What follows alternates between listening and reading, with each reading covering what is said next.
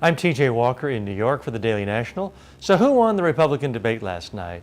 Well, it was a bit of a mixed bag. No clear-cut winners or losers. No hugely dramatic movement that's going to shape or alter the political terrain.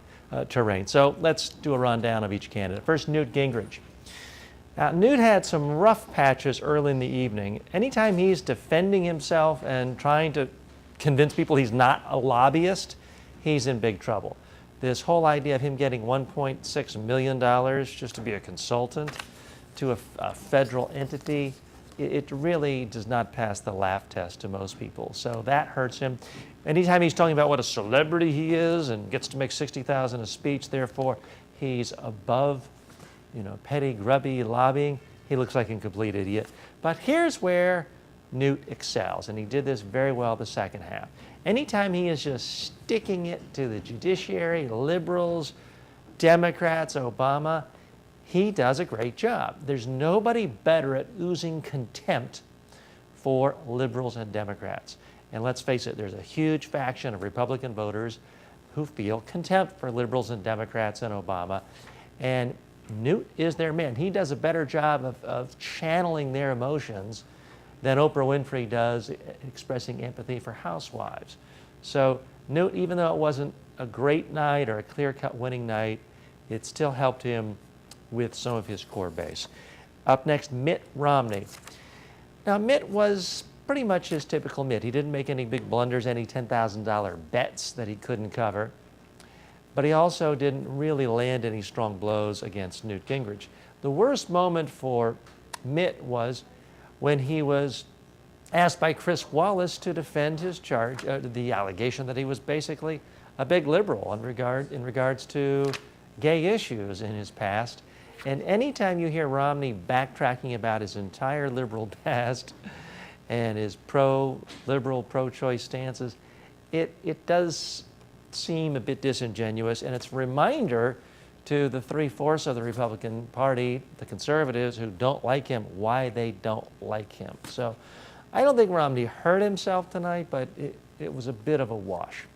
Next up, Jon Huntsman. Huntsman came out of the gate roaring last night. Very strong attack on the nexus between government and Wall Street, how he would shake things up, stop bailing out banks, and had a good, strong conservative message. It was also populist. It was also courageous.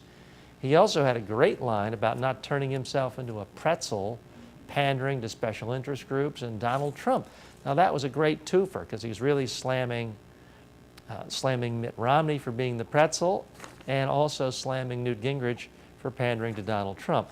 Unfortunately for Huntsman, he didn't really say anything much of interest the rest of the evening. Now, more and more people are looking at Huntsman because many people fear or they believe that Newt Gingrich will collapse after Iowa and the party's going to have to turn to the next non-Romney candidate. Not a lot of folks left other than Huntsman. So more and more people looking at him.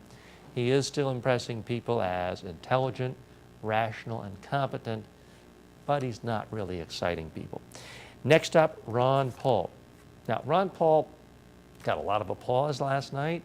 He also had mouths going, people are simply shocked at some of the things that comes out of his mouth, especially regarding foreign policy. He's clearly out of step with most of the Republican Party on some pretty big issues. Now, to me, the most fascinating moment last night from Ron Paul is when he said, oh no, Newt Gingrich isn't guilty of socialism when it comes to cashing in on all this money he's getting from Freddie Mac. He's guilty of fascism. That's right, Ron Paul actually said Newt Gingrich is guilty of committing fascism. Well, boom, right there.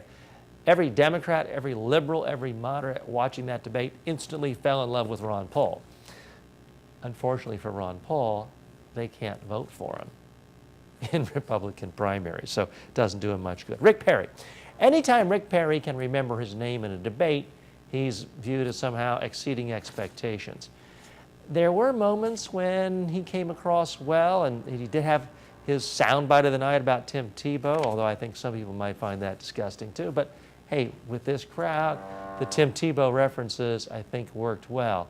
Initially, he just seemed, Perry seemed too over-caffeinated, too exuberant. There's something almost Forrest Gump-like about Perry. You just get the sense his medication or drugs or whatever he's on, not quite calibrated the right way. The other problem for Perry is, quite frankly, everybody's written him off at this point. He's seen as too dumb and too anti-gay as to be meaningful. And his recent anti-gay commercial has just blown up in his face and destroyed whatever remaining credibility he had. Next up, Michelle Bachmann. Now, she had a good night. She came across forceful, had good, strong, forceful attacks on Newt Gingrich. The problem is nobody cares anymore about Michelle Bachmann. The highbrow elements of the party have written her off. The lowbrow, the Tea Party branch, they've written her off. She just doesn't seem credible. It frankly doesn't matter what she does. Lastly, and this is by design, last and least, Rick Santorum. Now, Rick Santorum still just looks and sounds like he is a second-term congressman. Everything out of his mouth sounds like Congress speak. Now, on paper, a guy like Rick Santorum, a guy who has done well in a Democratic state, a guy couple of terms in Congress, a couple of terms in the Senate, someone like that, on paper, should be a strong candidate. He should have been a front runner, at least for 3 weeks at some point in this race. Unfortunately for him, he's still down in single digits. Why is that? Frankly, Rick Santorum has all the charisma of a 3-week-old tuna fish sandwich. I'm TJ Walker in New York for the Daily National.